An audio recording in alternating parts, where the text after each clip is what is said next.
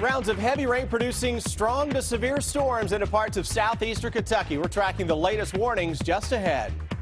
A Kentucky man working in his yard is swept away during flooding while his wife tries desperately to help him. You'll hear from her now at 4.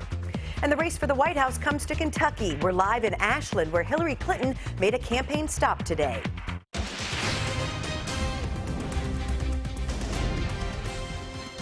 WKYT News starts now with First Alert Weather.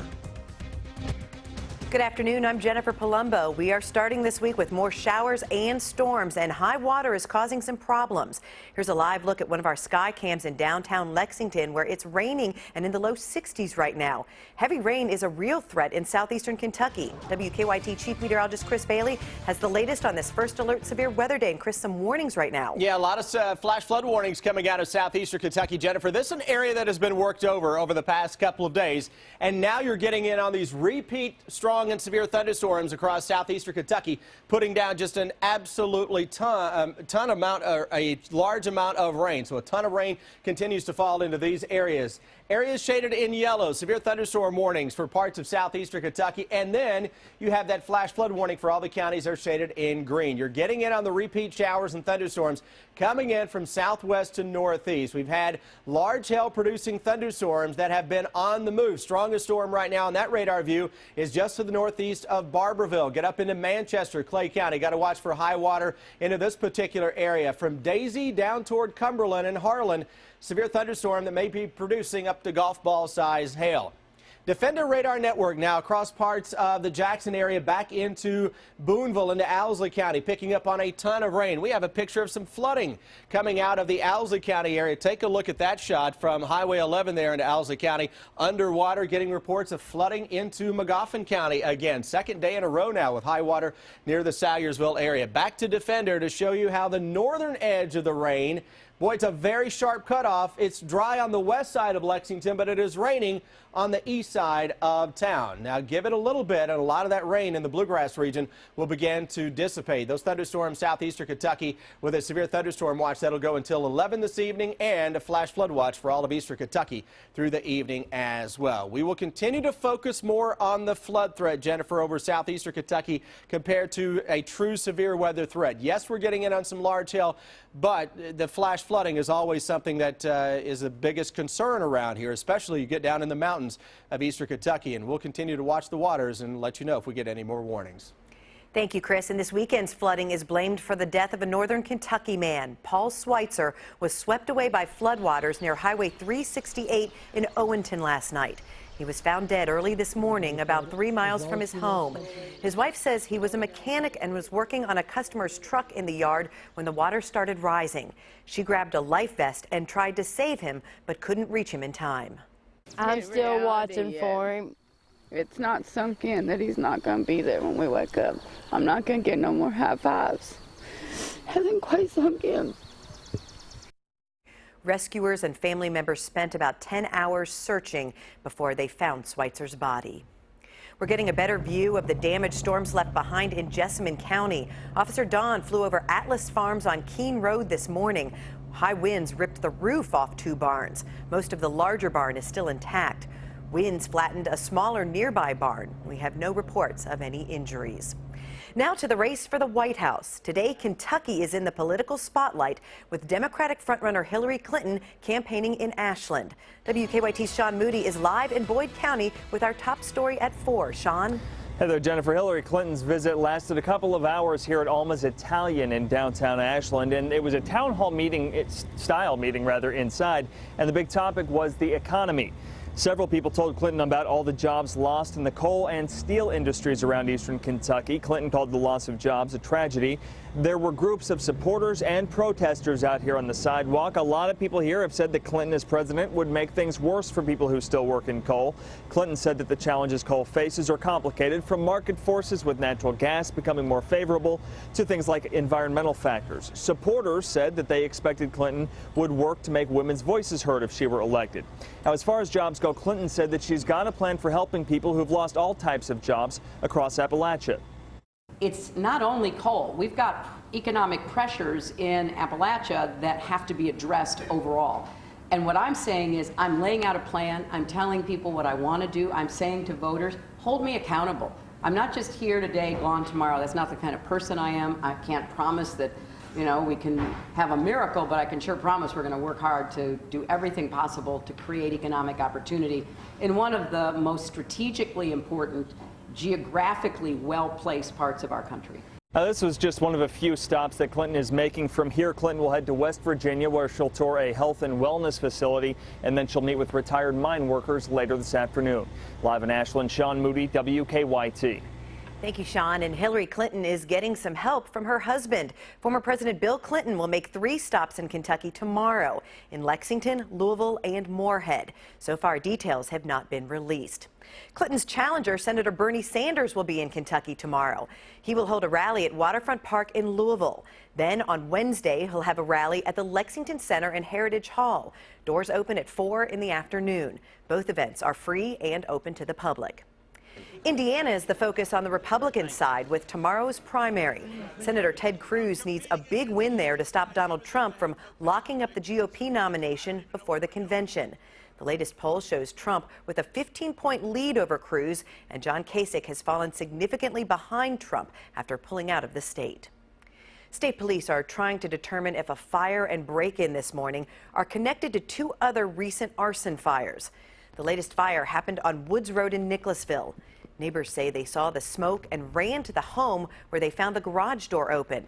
They were able to push a car out of the garage and get a cat out of the home. State police say they believe someone started the fire after breaking into the house. Neighbors say the homeowner was visibly upset. She was trying to hold it together.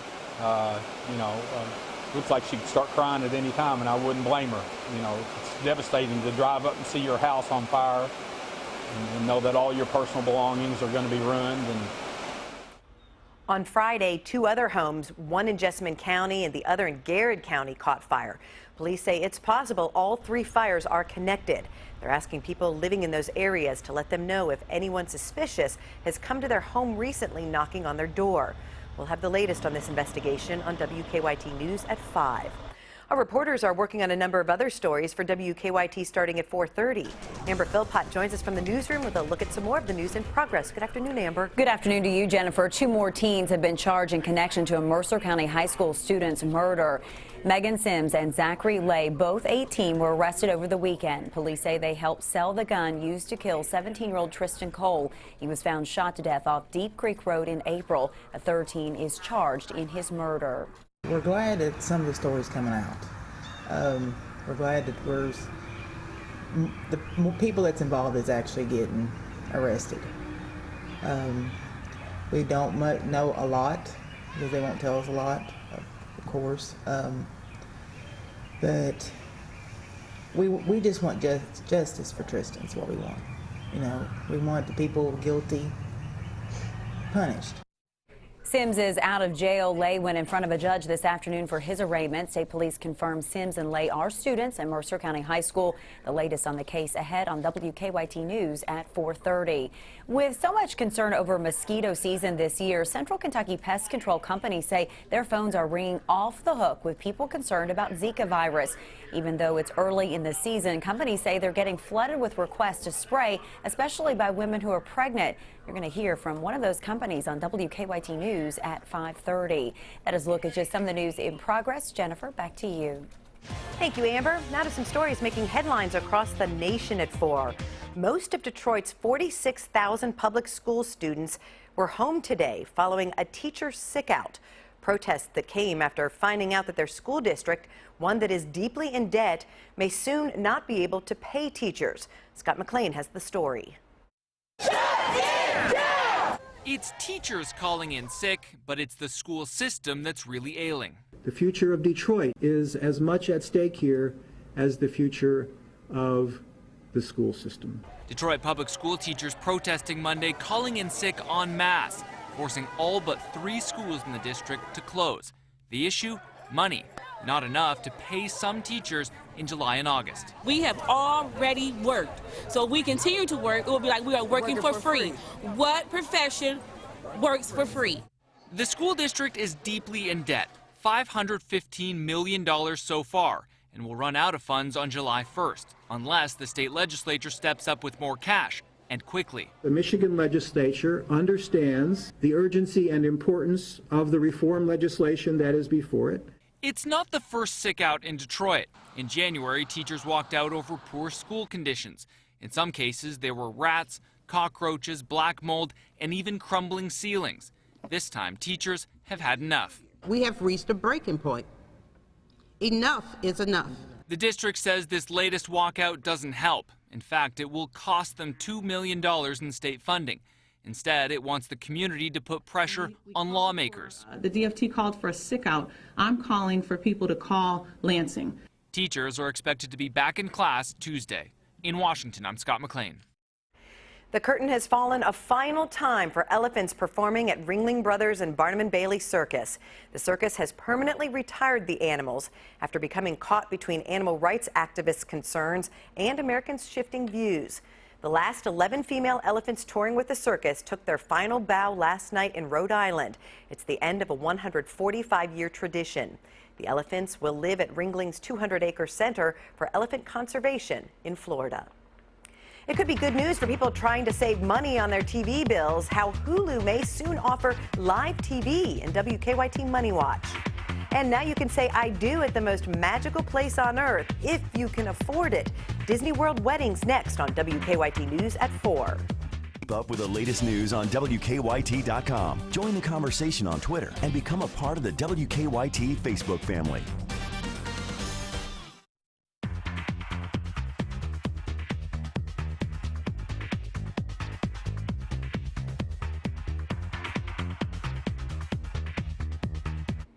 Hulu is working on a subscription service that would stream feeds of TV channels similar to Dish's Sling TV.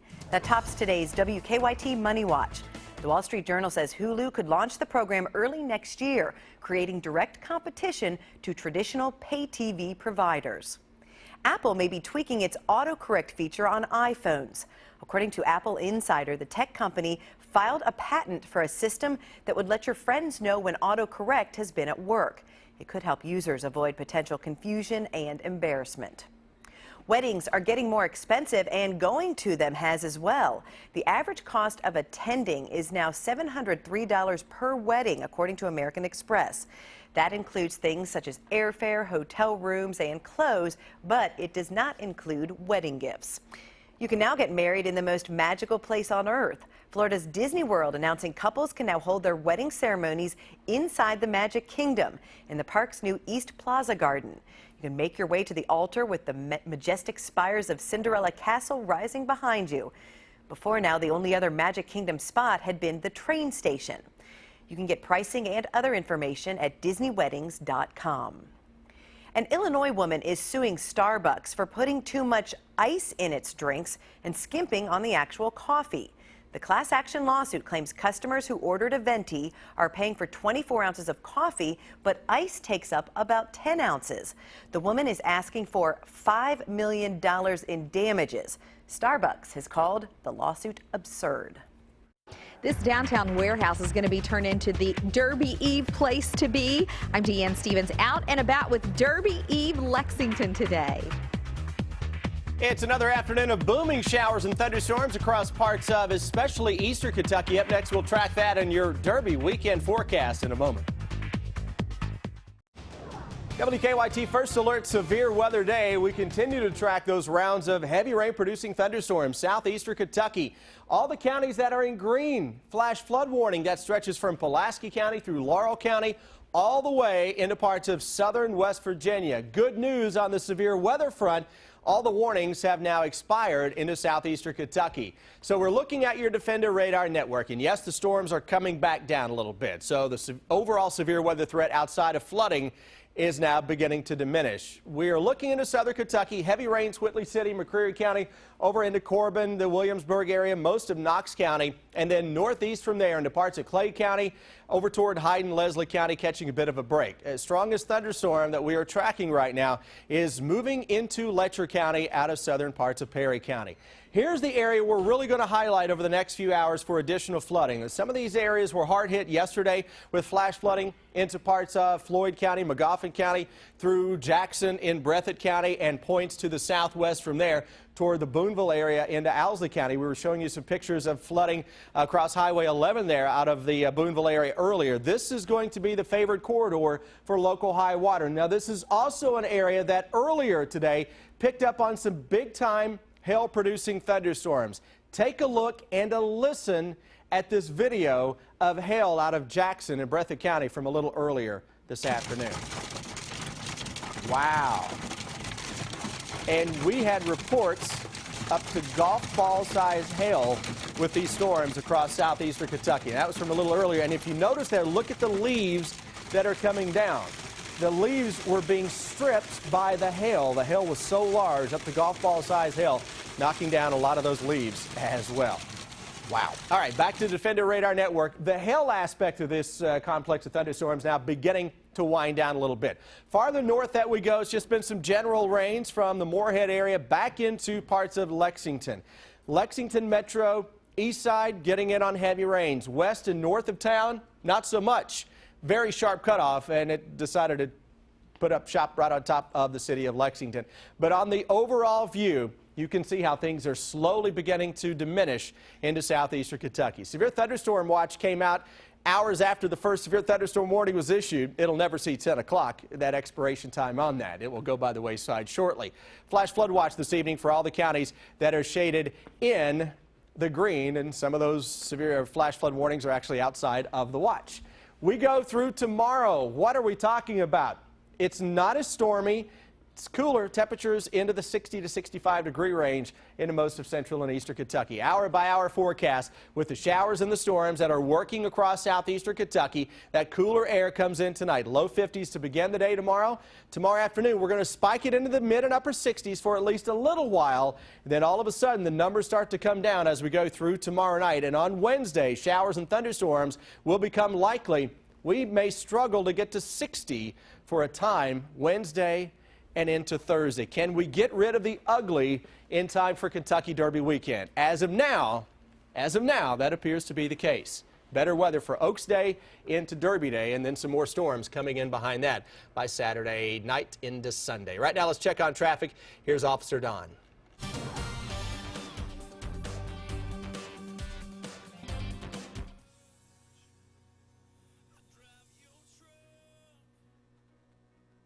Obviously, we're having a problem reaching Officer Don right now. We'll check back in with him in a little bit. It is Derby week in Kentucky with lots of parties before the Run for the Roses. Deanne Stevens is out and about today in Lexington. She joins us from Manchester Street with what's happening there. Hi, Deanne. Good afternoon, guys. We are here at the James Pepper Distillery, downtown Lexington, where in a few short days, this place is going to be the Derby Eve party to be at by Friday. We're reassured here by Donna Sturgeon, who founded this big party. Last year was a big year. It was out on a beautiful horse farm. I like what you guys are doing bringing it downtown this year. Yeah, it's a lot more convenient. It's more convenient for Uber riders. Uber is one of our corporate sponsors, so they can get you down here and back with a special code, and they'll give you a discount. You found this party last year, and it turned out to be a huge success. Talk a bit about Derby Eve in Lexington and how you don't have to be in Louisville. Listen, you don't have to be in Louisville to get in on all the fun associated with Derby. Well, no, the horses are here, and why should we shuttle people up and down the highway to Louisville? Let's make a party here for charity. I totally agree. Talk about charity. Who are the charitable organizations benefiting? Well, it benefits Race for Education, which is humans. It benefits Woodford Humane Society, which is puppies and kitty cats. And then we've got thoroughbreds covered in the Racehorse Retirement Project and New Vocation. You got all kinds covered with this party. What all will be happening here Friday night? Red carpet. We have GH Mum as a champagne sponsor. They sponsor the Kentucky Derby. It's the only place you'll drink it in Lexington at a party. Wow. We'll have a dance floor and the Spasmatics playing, and DJ Tank, who I think you know. Love DJ Tank and the Spasmatics. It sounds like a party, the place to be here. Derby Eve Lexington. You can still get your tickets, and you do that at derbyeevelex.com. Mom coming up at 4:50, the designer of this party, who's going to give us a few hints as to what this place is going to look like by Friday. I'm Deanne Stevens, out and about for Derby Week. Back to you guys. Thanks, Deanne. The playground may be dangerous for a child's brain. What new research finds in Better Living? I'm Danielle Nottingham in San Gabriel, California. Coming up, I'll show you the new beauty trend taking over social media. Tomorrow night's Mega Millions jackpot is $128 million, and Wednesday night's Powerball jackpot is $348 million. It's time for Better Living, health, education, and consumer news that impacts your life. It's important news for parents with young children. Rates of traumatic head injuries on the playground are on the rise. A new study from the CDC says about 215,000 children are treated each year for playground injuries. Nearly 10% of those children had traumatic brain injuries, including concussions. Monkey bars and swings are the playground equipment most often involved in the head injuries. A new study suggests preemies fed mostly breast milk in the first month have significant brain growth. Researchers in St. Louis say babies fed more breast milk had larger brain volumes and possibly better cognition as they grow. Ladies can kiss their classic shades of pink and red lipstick goodbye. There's a new trend taking over social media that's transforming lips into canvases. Danielle Nottingham checks it out. Makeup artist Vlada Haggerty is turning lips into works of art. I just started practicing on myself and just put it online, and I noticed that people like it. People started following me. Haggerty's Instagram is flooded with lips kissed with sprinkles or painted to look like oil slicks or sushi. Lip artists like Haggerty have hundreds of thousands of followers on social media. Like ideas that you can use for photo shoots or for just, for just fun. And it can inspire a different look. Yeah, and of course you can make it way subtle. For example, if you remove the glitter, the ombre you can definitely wear outside. I am ready. These futuristic lips are inspiring models and celebrities like Lupita Nyong'o to pucker up with metallic blue on the red carpet and gold medal on the runways in Milan. It's always been an obsession with makeup for everyone, but lips are making a comeback. Beauty expert Ramona Savas says women are willing to spend big bucks for the perfect lipstick. Lip color sales skyrocketed to more than $574 million in 2015. That's a nearly 40% increase from 2013. There are lip kits out there right now that are selling out the second they're released. Open a little more. And there's no limit to the jaw-dropping looks. Oh, wow. Danielle Nottingham, CBS News, Los Angeles. The news is just getting started on this WKYT First Alert Severe Weather Day. Sam, Dick, and Amber Philpott are next at 4:30.